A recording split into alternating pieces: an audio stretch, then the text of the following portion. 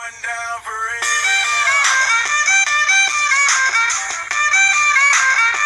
It's going down for real. Edward Kenway. Nome completo: Edward James Kenway. Afiliação: assassinos. Nascido em 10 de março de 1693. Nacionalidade: Suância, no país de Gales. Ocupação: ex-pirata e mestre assassino. Filho de Bernard Kenway e Lynette Hopkins, Edward James Kenway nasceu em 10 de março de 1693 em Suância, no país de Gales. Aos 17 anos ele conheceu Caroline Scott e dentro de um ano se casou com ela. Mas com o tempo a união dos dois começou a ficar instável. Edward não conseguia ficar em um emprego por muito tempo, pois era muito teimoso e estava sempre à procura de algo que realmente gerasse um bom lucro. Foi então que ele teve a ideia de velejar como um corsário nas Índias Ocidentais.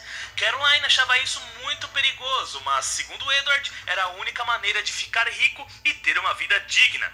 Ele disse que iria ficar fora por no máximo 2 anos, o que fez com que Caroline passasse a morar com seus pais. Em 1712, Edward velejou rumo à Jamaica e ficou lá por 6 meses até que o Tratado de Utrecht foi assinado, o que encerrou muitos conflitos entre grandes impérios. Assim, corsários britânicos não eram mais necessários e Edward acabou ficando desempregado.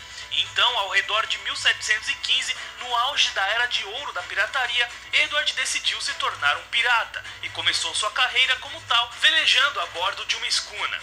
No mesmo ano, a sua escuna tentou atacar outro navio e falhou no processo. O seu inimigo era novamente mais forte e acabou matando o capitão da escuna de Edward. Como a situação não podia piorar, o outro navio também abrigava um membro da Ordem Secreta dos Assassinos, um homem chamado Duncan Walpole, que invadiu a escuna de Edward e só não o matou por causa de uma grande explosão que jogou os 2 homens no mar. Os 2 conseguem nadar até uma ilha próxima, onde Edward acaba matando esse Duncan e pegando seus pertences. No bolso do assassino havia uma carta, escrita pelo governador de Havana, um homem chamado Laureano de Torres y Ayala, que era um grão-mestre templário. Na carta, Laureano agradecia a Duncan por deixar os assassinos para se juntar aos templários e dizia que, como nunca tinha visto seu rosto, o reconheceria pelo seu manto. Ele também dizia que tinha uma recompensa para Duncan, em troca de um pedaço de cristal que estava com ele. Com isso, Edward veste o manto do falecido assassino, pega o cristal e planeja ir até Havana pegar a recompensa de Duncan fingindo ser ele. Ele o faz, mas falha no processo, sendo capturado pelos templários e jogado em um navio de escravos espanhol.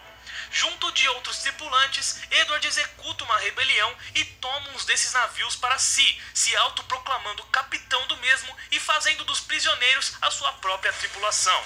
Sendo assim, ele nomeou seu navio de Jackdaw, ou em português, o Gralha, e voltou para a vida de pirataria. Por anos, Edward velejou com o Gralha, assaltando fortes e navios cargueiros ao redor do Caribe, onde ficou conhecido, respeitado e temido tanto quanto seu amigo e mentor Edward Teach, o famoso pirata conhecido como Barba Negra.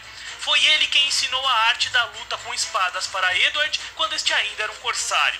Ao longo de sua carreira como pirata, Edward se envolveu com ambas as ordens dos assassinos e templários, que estavam em grandes conflitos.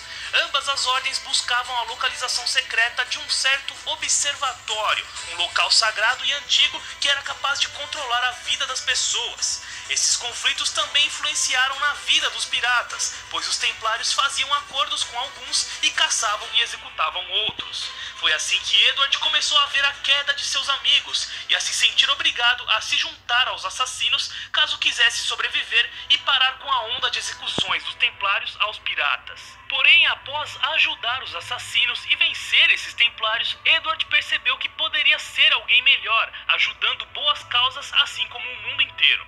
Por um breve período, ele se juntou aos assassinos, porém partiu pouco depois, já que a sua esposa Caroline Scott havia falecido e deixado para ele uma filha, cuja identidade fora escondida do pirata durante anos. O nome de sua primogênita era Jennifer Scott. Edward deixou a vida de pirata e com suas riquezas foi morar na Inglaterra com sua filha, onde voltou a atuar dentro da Ordem dos Assassinos, eventualmente se tornando um mestre assassino. Nesse mesmo período, ele se casou com uma mulher chamada Tessa Stephenson Oakley e com ela teve um filho, que chamou de Haytham Kenway, ao longo que treinava o seu garoto na arte da luta e lhe ensinava a filosofia dos assassinos. Edward também conquistou inúmeros feitos para a Ordem, encontrando locais secretos de antigas civilizações ao redor do mundo e inclusive artefatos místicos da antiguidade. Se não fosse por Edward, a Ordem talvez teria se perdido nesse período da história humana. Porém, em 3 de dezembro de 1735, templários invadiram a sua casa e o mataram na frente de toda a sua família, inclusive sequestrando sua filha Jennifer Scott. Seu filho, Haytham, cresceu sob os cuidados de Reginald Birch, um amigo próximo de Edward, que na verdade era o grande traidor de toda essa história e o mandante de seu assassinato, além de ser o homem que treinou Haytham para se tornar um grão-mestre templário. Atributos únicos: carismático, galanteador, irônico, teimoso, egocêntrico, temperamento forte, líder nato, exímio navegador e timoneiro e espadachim habilidoso. Equipamentos: espadas duplas, hidden blades ou lâminas ocultas duplas, 4 pistolas flintlock da época, facas de arremesso e uma zarabatana. Este é Edward Kenway.